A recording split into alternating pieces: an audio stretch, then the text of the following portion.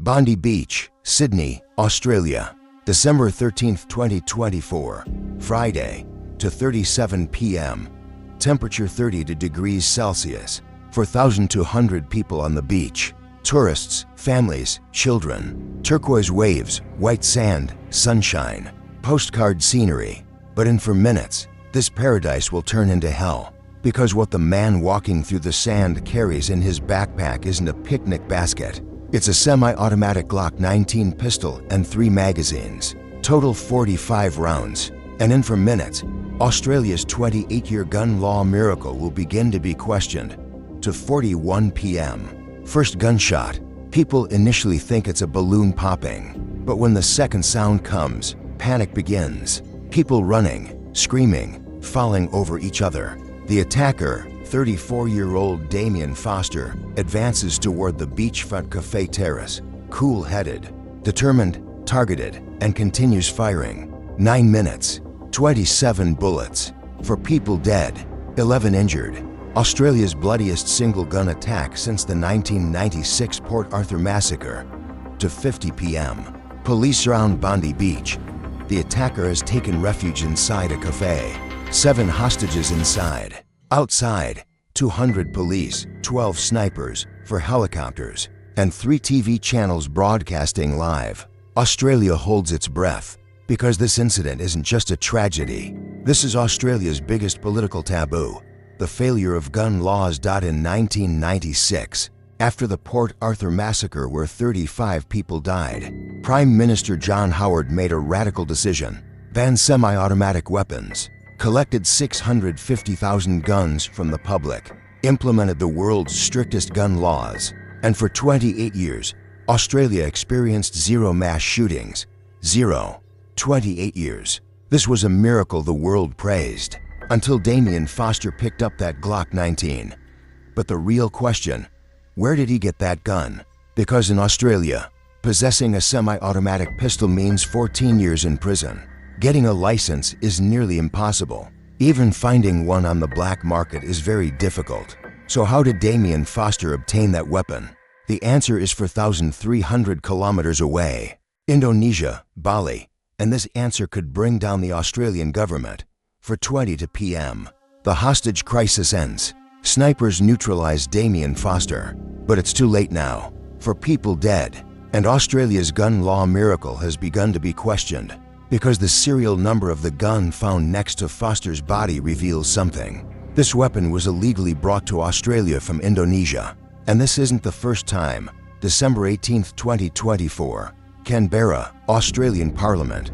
Emergency session. Prime Minister Anthony Albanese at the podium. Face pale, voice trembling. The Bondi Beach massacre is one of the darkest days in Australian history.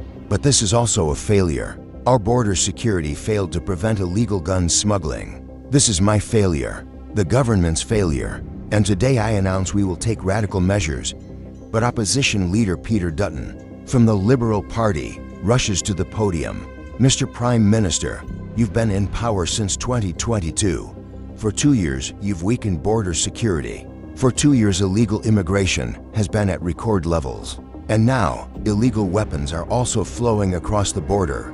The blood of those 4 people at Bondi Beach is on your hands. Parliament exploded. 151 MPs stood up. Shouts, insults, accusations. Speaker John rings the bell. Order, order. But nobody's listening. Because this isn't just a political debate. This is Australia's identity. The country that prided itself on gun laws can no longer defend that pride. And then, Dutton opens that file. Mr. Prime Minister, I have here a classified report from the Australian Border Force, dated June 2024. This report shows that in the last 18 months, 340 illegal firearms were seized at the Indonesia-Australia maritime border. 340. But how many weren't caught? 500? 1,000? 2,000? The Glock at Bondi Beach is just one. How many more are there? Albanese froze. Because that report is real. In June 2024, Border Force had warned, gun smuggling from Indonesia on fishing boats is increasing. Urgent action needed, but the government hadn't acted. Why? Because relations with Indonesia would become tense. Economic agreements would be at risk. It would cause a diplomatic crisis. But now, for people are dead, and diplomatic concerns are no longer as important as those for funerals. Dutton continues, Mr.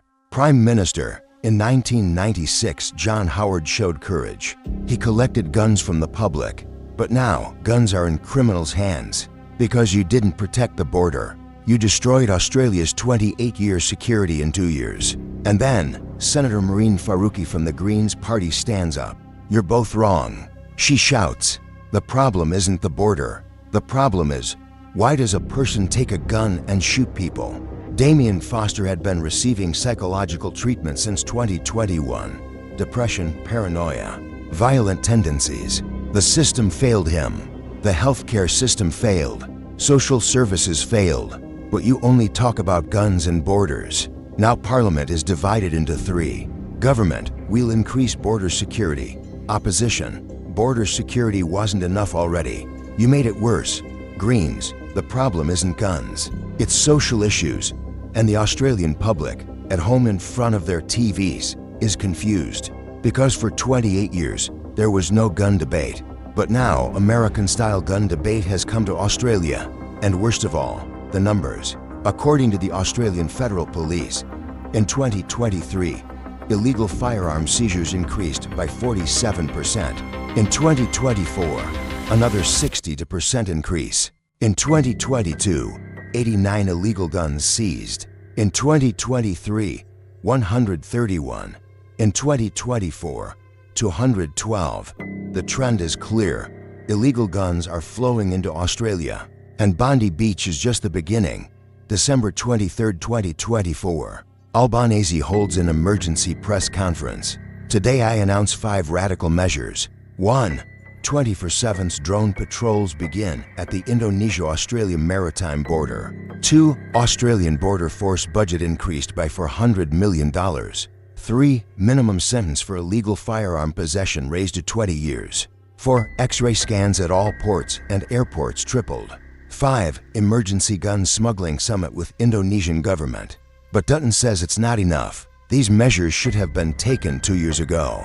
Those for people at Bondi Beach would still be alive. Faruqi also says it's not enough. You're still talking about guns. What about the mental health crisis? What about isolation? What about radicalization? Damien Foster was posting violence-praising posts on Reddit 3 years ago. Nobody stopped him. And the Australian public is now divided. Polls show 42% say border security must be increased. 31% say investment must be made in mental health system. 19% say gun laws must be tightened further. 8% say nothing should be done. This is a what-I'm incident, but everyone agrees. Australia's 28-year sense of security has been shaken. And the real bomb came on December 27th. The Sydney Morning Herald published a major investigation. Headline, The Bali Connection: How Indonesia Became Australia's Gun Pipeline.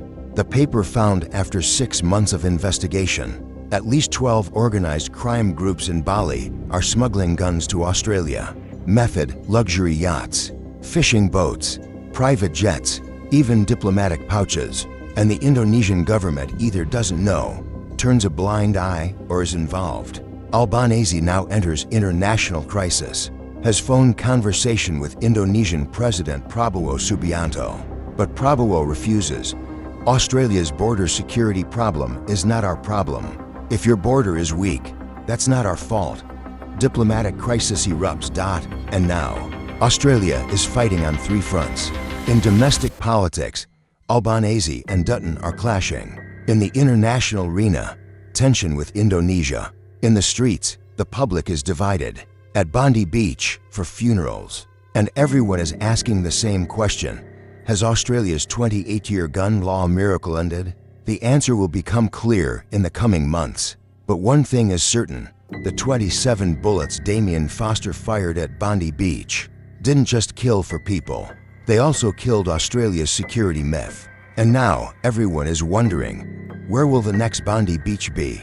If you want to know the answer to this question, subscribe now. Because in the next video, I'll show you the full details of the Indonesia-Australia gun smuggling network. which cities, which ports, which organized crime groups, and that classified report the Australian government knows but hasn't disclosed.